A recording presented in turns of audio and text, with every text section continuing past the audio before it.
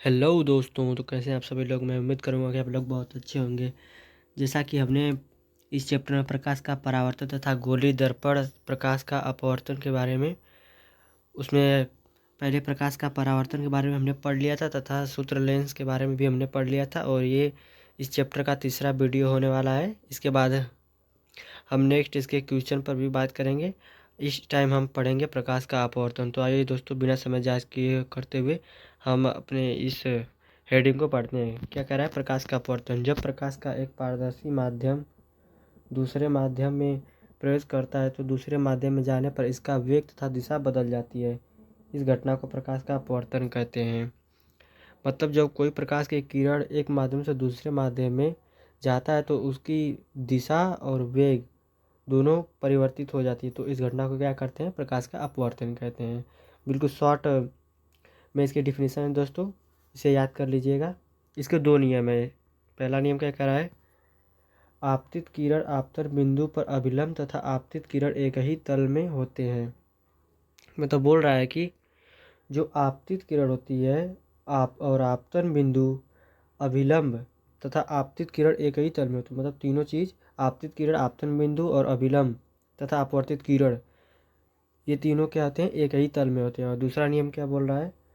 आपतन कोण आई की साइन तथा एक निश्चित तरंग दैर्ध्य के लिए अपवर्तन कोण आर की साइन की निष्पत्ति नियत रहती है। अर्थात जो साइन आई होता है, जो मतलब अपवर्तनांक का कोण होता है, वो अपवर्तन का जो कोण होता है वो अपवर्तन के उसकी नियत होता है। मतलब अर्थात कि sine i by sine r equal to क्या हो जाएगा? 1n2 के, अर्थात n2 बाई के n1, जो कि n क्या प्रदर्शित करता है? इसका नियतांक, जिसमें इसमें दिया गया है। इसमें n1 बरा n 1n2 बराबर दिया गया है n2 बटे के n1 पहले माध्यम में सापेक्ष दूसरे माध्यम का अपवर्तनांक है। अपवर्तन दो माध्यम के सापेक्ष गुण है। निर्वात के सापेक्ष किसी माध्यम के अपवर्तनांक को निरपेक्ष अपवर्तनांक कहते हैं। n1 व n2 प्रथम व दूसरे माध्यम निरपेक्ष अपवर्तनांक है, जैसा कि इस चित्र में प्रदर्शित किया गया है। किसी माध्यम का अपवर्तनांक माध्यम की प्रकृति, आपतित प्रकाश की तरंग दैर्ध्य तथा ताप पर निर्भर करता है। इसका मात्रक नहीं होता। ये क्या होता है? प्रकाश, इसमें प्रकाश का वेग क्या होता है? सी बाई के एन होता है। मतलब भी बराबर सी बाई के एन। जो भी क्या है? इसमें प्रकाश का वेग दिया गया है और ये इस पे सी क्या दिया गया है? उसका अपवर्तनांक दिया गया है। ये इसकी अपवर्तनांक नियतांक जो एन दिया गया है, जिसमें सी क्या है? प्रकाश का वेग है। आपतित किरण तथा आवर्तित आवृत्ति हो तो वही रहती है जो आपतित किरण की है, परंतु उसका वेग बदल जाता है। यदि प्रकाश की किरण विरल माध्यम से सघन माध्यम में प्रवेश करती है तो यदि प्रकाश की किरण बोल क्या रहा है? यदि प्रकाश की किरण विरल माध्यम से सघन माध्यम में प्रवेश करती है तो n2 जो क्या है वो बड़ा होगा n1 से। अर्थात जो दूसरा वाला है वो पहले वाले से बड़ा होगा। तो मतलब स्नेल के नियम के अनुसार क्या हो जाएगा? Sine i by sine r equal to क्या हो जाएगा? n2 by n1। ये क्या हो जाएगा? n2 बाई n1 क्या होगा? एक से छोटा होगा। अर्थात साइन आई का मान साइन आर से बड़ा होगा। अर्थात जो अपवर्तित किरण होगी वो अविलंब की ओर मुड़ जाती है। अपवर्तित किरण, ये जो किरण होगी आपकी, इधर से जो अपवर्तित किरण आ रही है ये क्या हो जाएगी? अविलंब की ओर मुड़ जाएगी। इधर इस साइड की तरफ इधर मुड़ जाएगी। आगे क्या बोल रहा है? यदि प्रकाश की किरण सघन माध्यम से विरल माध्यम में प्रवेश करती है तो n2 बड़ा होगा किससे? n1 से। तो क्या हो जाएगा? Sine i by sine r equal to n2 by n1 के। तो क्या हो जाएगा? ये एक होगा, एक से छोटा हो जाएगा। तो अथवा साइन आई होगा जो आर से छोटा हो जाएगा। अर्थात अपवर्तित किरण अविलंब से दूर हटेगी। जो अपवर्तित किरण है वो अविलंब से दूर हट जाएगी। तो इसमें कुछ अन्य फार्मूले दिए गए हैं, उसे आइए दोस्तों जानते हैं। यदि आई बराबर ओ तो आर, यदि आई बराबर 0 तो आर बराबर 0। अर्थात यदि आपतन अविलंबवत है तो वह उसी दिशा में प्रकाश की किरण बिना विचलित हुए आगे बढ़ती जाती है, परंतु उसका वेग परिवर्तित हो जाता है। चूँकि आपतन में आवृत्ति वही रहती है, अतः दूसरे माध्यम में प्रकाश प्रवेश करने पर तरंग दैर्ध्य बदल जाता है। तरंग दैर्ध्य को किससे प्रदर्शित है? गामा से।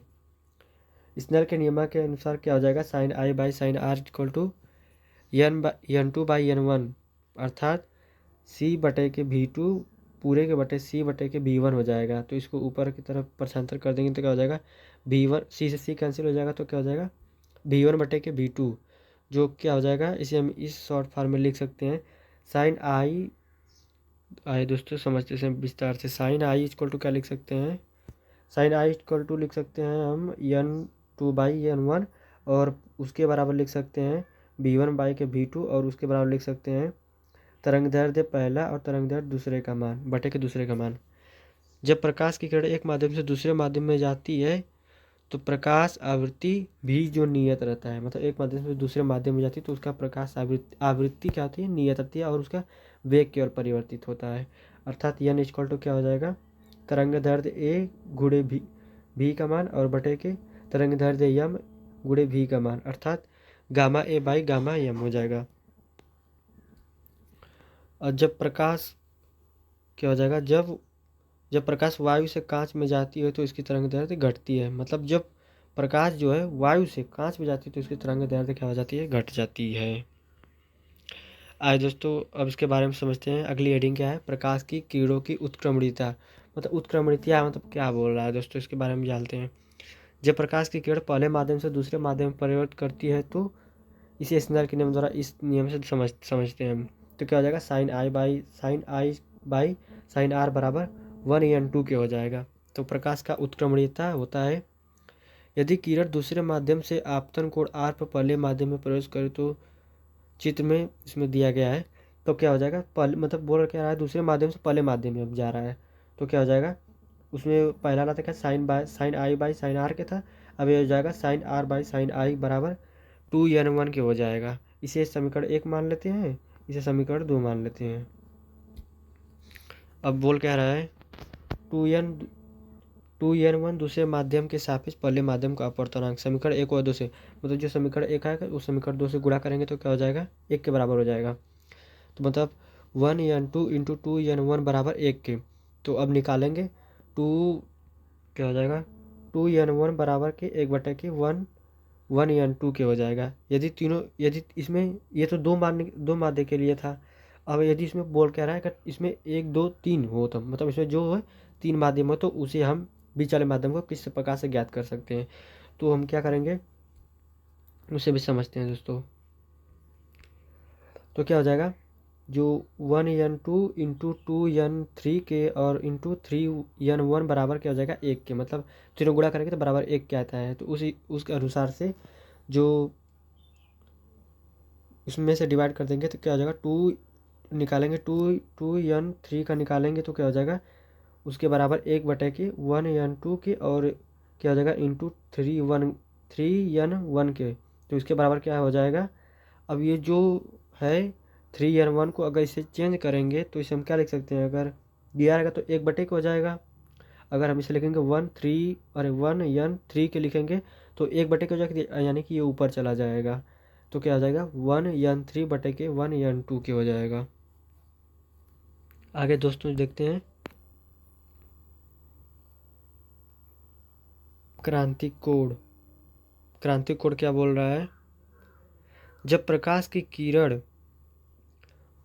OA इसमें जो प्रदर्शित किया गया है किसी घन माध्यम जैसे कांच से विरल माध्यम वायु में जाती है तो इसका एक अल्प भाग AC परावर्तित हो जाता है। जो AC है इसका एक परावर्तित हो जाता है जब सघन माध्यम से कहाँ जाता है? यहाँ से जाता है सघन माध्यम से विरल माध्यम में। तो क्या होता है? जो विरल माध्यम प्रकाश की किरणें जाती हैं वो परावर्तित होने लगती हैं। अल्पभाग AC जो है, ये AC जो दिया गया है वो परावर्तित होने लगता है, अपवर्तित हो जाता है। अपवर्तित किरण AB अविलंब से दूर हटती है। इस दशा में आप अपवर्तन कोण R आपतन कोण I से क्या हो जाता है? बड़ा होता है। यदि आपतन कोण का मान धीरे धीरे बढ़ाए जाए तो अपवर्तन कोण का मान भी बढ़ जाता है। एक विशेष आपतन कोण के लिए अपवर्तन कोण 90 अंश हो जाता है। जो एक विशेष स्थिति ऐसी आती है कि यह जो अपवर्तन कोण होता है उसका मान कितना हो जाता है? 90 अंश। उस चित्र में प्रदर्शित किया गया है। अब इसमें क्या आगे क्या बोल रहा है, कोण को क्रांति कोण कहते हैं तथा सी से प्रदर्शित करते हैं। अतः क्रांति कोण सी सघन माध्यम में बना हुआ आपतन कोण है, जिसके लिए विरल माध्यम में अपवर्तन कोण 90 अंश होता है। अब इसमें आगे क्या बोल रहा है, अब यदि आपतन कोण को और बढ़ाएं अर्थात आपतन कोण का मान क्रांति कोण से थोड़ा सा अधिक कर दें तो प्रकाश विरल माध्यम में बिल्कुल नहीं जाता, बल्कि संपूर्ण प्रकाश परावर्तित होकर सघन माध्यम में ही लौट जाता है। मतलब बोल क्या रहा है, जो आपतन कोण को और बढ़ाएंगे तो अपवर्तन कोण का मान क्रांतिक कोण से थोड़ा सा अधिक कर देते हैं तो प्रकाश का जो विरल माध्यम में बिल्कुल नहीं जाएगा, जो सघन माध्यम से विरल माध्यम में जा रहा था अब वो क्या बोल रहा है कि विरल माध्यम में बिल्कुल नहीं जाता, बल्कि जो होता है जो संपूर्ण प्रकाश होता है संपूर्ण परावर्तन हो जाता है, मतलब आता है और परावर्तन हो जाता है होकर सघन माध्यम से ही लौट आता है। इस घटना को प्रकाश का पूर्ण आंतरिक परावर्तन कहते हैं, क्योंकि इसमें प्रकाश का अपवर्तन बिल्कुल नहीं होता, संपूर्ण आपतित प्रकाश की परावर्तित हो जाती हैं। किसी पृष्ठ के जिस भाग से पूर्ण आंतरिक परावर्तन होता है वह भाग बहुत चमकने लगता है, मतलब जहाँ से जो पूर्ण परावर्तन होगा वह भाग बहुत चमकने लगता है। इस प्रकार पूर्ण परावर्तन केवल तभी संभव है जब निम्नलिखित उसमें 2 शर्तें हैं, जो दोनों शर्तों फॉलो कर देंगे वो पूर्ण परावर्तन हो जाएगी। तो उसमें क्या क्या दिया गया, प्रकाश का सघन माध्यम से विरल माध्यम में जा रहे हो, मतलब जो प्रकाश है कहाँ से कहाँ जाए, सघन माध्यम से विरल माध्यम में जा रही हो तो वो क्या हो जाएंगी, पूर्ण परावर्तन हो जाएंगी। और क्या बोल रहा है, आपतन कोण क्रांति कोण से बड़ा होना चाहिए, जो आपतन कोण है वो क्या होना चाहिए, क्रांति कोण से बड़ा होना चाहिए, तो क्या हो जाएगा, पूर्ण परावर्तन हो जाएगा। और आगे क्या बोल रहा है, अपवर्तनांक तथा क्रांति कोण में संबंध, तो इसे आइए समझते हैं नेक्स्ट हेडिंग। अपवर्तनांक तथा क्रांति कोण में संबंध, यदि विरल माध्यम को 1 से सघन माध्यम 2 में प्रदर्शित करें तो स्नेल के नियमानुसार क्या हो जाएगा, 2n1 बराबर साइन आई बाई के साइन आर, मतलब अपवर्तन बटा के अपवर्तनांक हो जाएगा। जब आपतन कोण आई क्रांति कोण सी हो तब अपवर्तन कोण आर बराबर क्या हो जाएगा, 90 अंश, मतलब कि 2n1 बराबर हो जाएगा साइन सी बाई के साइन 90 डिग्री, और 90 डिग्री का मान कितना होता है, 1, साइन 90 डिग्री का मान 1 होता है, तो क्या हो जाएगा 2n1 बराबर हो जाएगा साइन सी के केवल, परंतु 2n1 बराबर क्या हो जाएगा 1 बाई के 1n2 के, जहाँ क्या है 1n2 विरल माध्यम के सापेक्ष सघन माध्यम का अपवर्तनांक है, इसलिए 1 बटा के 1n2 बराबर क्या हो जाएगा साइन सी के, अथवा इसे हम इस तरह लिख सकते हैं 1n2 बराबर क्या हो जाएगा 1 बटा के साइन सी। उदाहरण के लिए यदि कांच से वायु में जा रहा हो तो वायु के सापेक्ष कांच का अपवर्तनांक क्या हो जाएगा, इसे हम वायु को किससे प्रदर्शित कर रहे हैं, ए से, और तथा कांच को जी से प्रदर्शित कर रहे हैं तो क्या हो जाएगा ANG बराबर 1 बटा के साइन सी। अतः यदि कांच वायु के लिए क्रांति कोण सी ज्ञात हो तो कांच का अपवर्तनांक ज्ञात किया जा सकता है। मतलब बोल क्या रहा है, कांच वायु के लिए क्रांति कोण सी ज्ञात हो तो कांच का अपवर्तनांक ज्ञात किया जा सकता है। कांच वायु के लिए क्रांति कोण 41 अंश 49 मिनट तथा जल वायु के लिए 48 अंश 39 मिनट होता है। चूंकि माध्यम का अपवर्तनांक लाल रंग के लिए न्यूनतम तथा बैगनी रंग के लिए अधिकतम होता है, अतः क्रांति कोण का मान लाल रंग के लिए अधिकतम तथा बैगनी रंग के लिए न्यूनतम होता है। आइए दोस्तों अपनी नेक्स्ट हेडिंग पढ़ते हैं हम, क्या क्रांति कोण का महत्व तथा पूर्ण आंतरिक परावर्तन के अनुप्रयोग। पहला क्या है, मतलब इसमें कुछ जो अनुप्रयोग है वो अक्सर बोर्ड एग्जाम में ये 1 या 2 नंबर में इसमें से कुछ में से कुछ किसी का डेफिनेशन पूछा जाता है कि ये क्यों होता है कैसे होता है, तो उसी को हमें लिखना होता है। तो पहला क्या बोल रहा है, जल में परख नली का चमकीला दिखना। अगर हम किसी खाली परख नली को जल में टेढ़ा करके रखते हैं ना तो वो उसकी जो सतह होती है वो चमकीला दिखने लगता है, तो वो क्यों होता है, इस प्रकार के क्वेश्चन पूछा जाता है। तो आइए दोस्तों इसे हम समझते हैं। बोल कह रहा है, यदि एक खाली परख नली को जल से भरे बीकर में रख कर टेढ़ा करते जाएं तो बीकर के ऊपर से देखने पर एक स्थिति में नली का तल चांदी की भांति चमकीला दिखाई देता है। इसका कारण यह है कि नली को टेढ़ा करने से उस पर गिरने वाली प्रकाश का आपतन कोण बढ़ जाता है। जब यह कोण कांच वायु के क्रांति कोण 41 अंश 49 मिनट से बड़ा होता है तो प्रकाश नली के भीतर वायु में नहीं जाता। मतलब जो इस कोण से बड़ा होता है तो प्रकाश है नली के भीतर वायु में नहीं जाता बल्कि नली की दीवार पर पूर्ण परावर्तित होकर आँखों में पहुँचने लगता है और हमें नली चमकदार दिखने लगती है, जो कि इस चित्र में प्रदर्शित किया गया है। यदि परख नली में जल भर दे तो नली चमकीली नहीं दिखेगी, क्योंकि कांच जल के लिए क्रांति कोण कांच वायु के क्रांति कोण से बहुत बड़ा हो जाता है। अतः इस स्थिति में प्रकाश का पूर्ण परावर्तन नहीं हो पाता। अब आगे दोस्तों इसमें दूसरी हेडिंग क्या बोल रहा है, कांच में पड़ी दरारों का चमकना।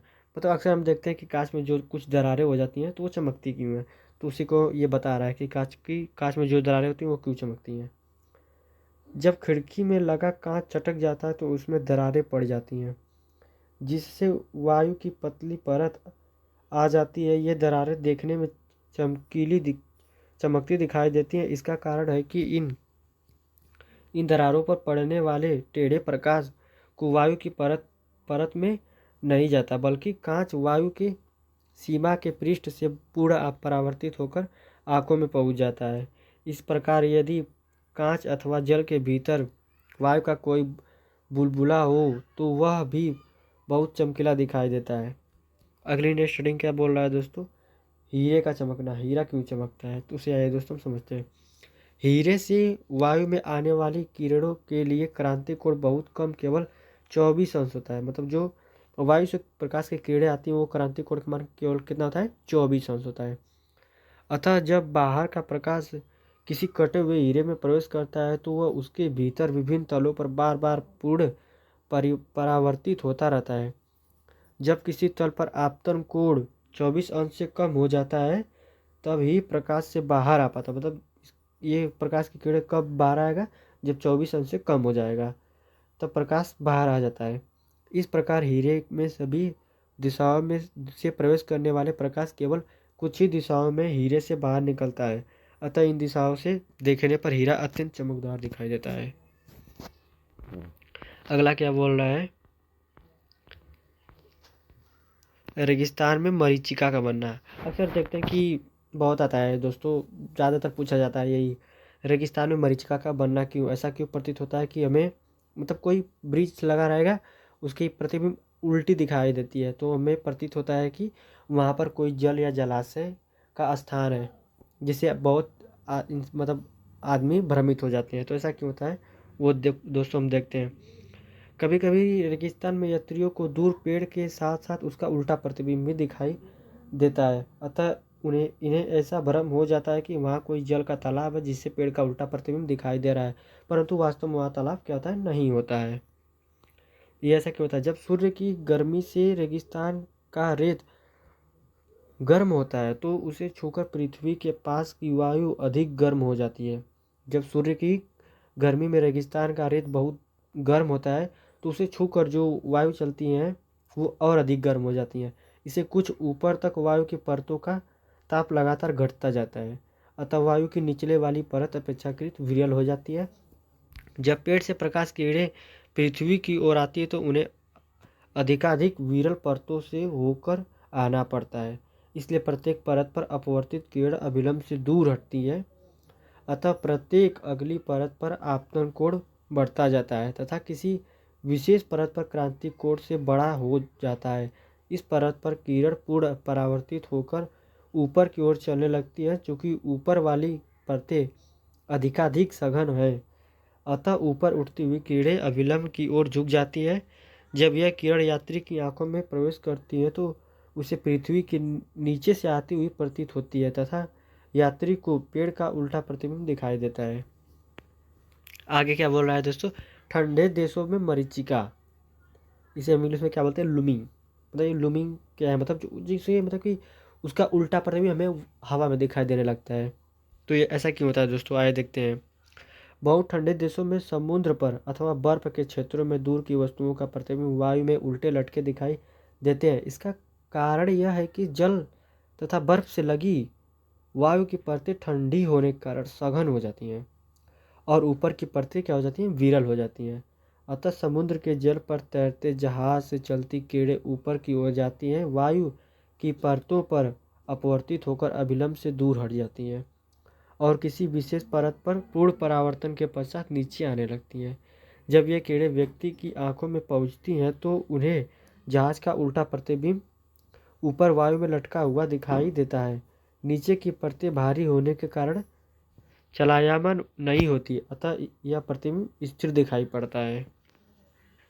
आगे क्या बोल रहा है, मछली द्वारा प्रेक्षित विश्व।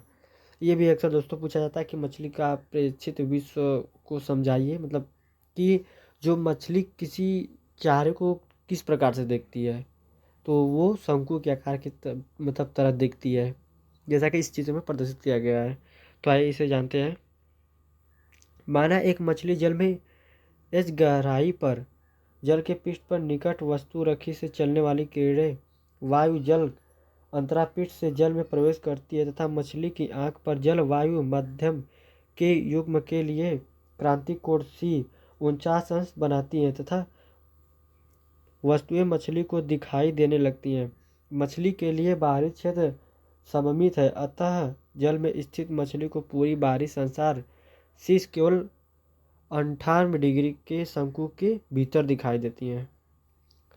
तो क्या हो जाएगा, मछली द्वारा प्रेक्षित जल के पृष्ठ पर वृत्ताकार दीप्त क्षेत्र की त्रिज्या क्या हो जाएगी, आर बराबर यश tan सी के हो जाएगी। तो यश tan 49 डिग्री बराबर क्या हो जाएगा, इस वृत्ताकार का क्षेत्र ए बराबर पाई आर स्क्वायर के हो जाएगा। तो इसे हम इस प्रकार लिख सकते हैं, pi R square into tan square 49।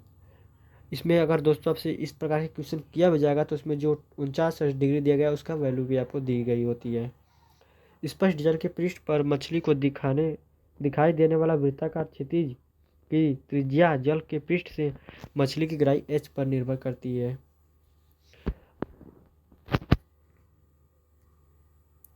आगे क्या बोल रहा है दोस्तों, आज इसमें कुछ नोट्स के बारे में पढ़ लेते हैं।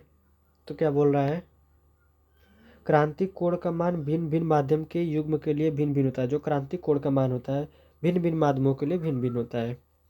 और दूसरा क्या बोल रहा है, पूर्ण आंतरिक परावर्तन में प्रकाश ऊर्जा की कोई हानि नहीं होती, जबकि दर्पणों से परावर्तन में प्रकाश ऊर्जा का एक अंश अवशोषित हो जाता है।